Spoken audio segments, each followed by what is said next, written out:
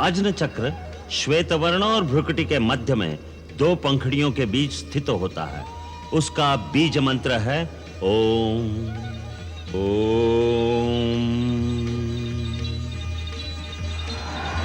यदि इस परम शक्ति का दुरुपयोग किया जाए या इसमें कोई भूल की जाए तो यही शक्ति बेकाबू हो जाती है, जिससे साधक भटक जाता है और भटका हुआ साधक खतरनाक होता है। वो इस शक्ति से दूसरों का भी नाश कर सकता है और अंत में यही शक्ति उसका भी नाश कर देती है। इसलिए यह आवश्यक है कि गुरु की आज्ञा और सहायता के बिना यह अभ्यास न किया जाए। जब यह शक्ति जागृत होती है तो सब केंद्रों में ऊर्जा और तेज का एक ऐसा वेग होता है जैसे गंगा का प्रवाह हो।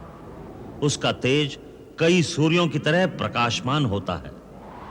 कुंडलिनी जब आगे बढ़ती है तो साधक को चेतना की अलग-अलग परतों का अनुभव होता है, यहां तक कि जब वो छठे चक्र का भेदन करके सहस्रार तक पहुंचती है तो योगी पूर्ण समाधि में लीन हो जाता है। जहां रोशनी ही रोशनी है, प्रकाश ही प्रकाश है, वहां पहुंचकर एक अलौकिक आनंद की अनुभूति होती है, जहां मानव की चेतना आदि और अंत की सीमाओं को पार कर जाती है। वो परम चेतना की परिसीमा है, जहां तीनों काल और समस्त लोक उसके सामने प्रकाशित हो जाते हैं। सूर्य वंदना वैज्ञानिक भी है, आध्यात्मिक भी।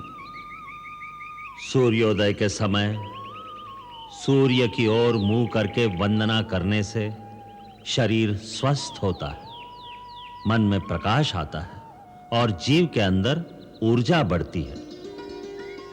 यही समय योग साधना के लिए भी उत्तम होता है। योग क्या है? योगा चित्तवृत्ति निरोधा। मन की सारी वृत्तियों को रोककर एक ही केंद्र पर मन का ध्यान लगाने को योग कहते हैं।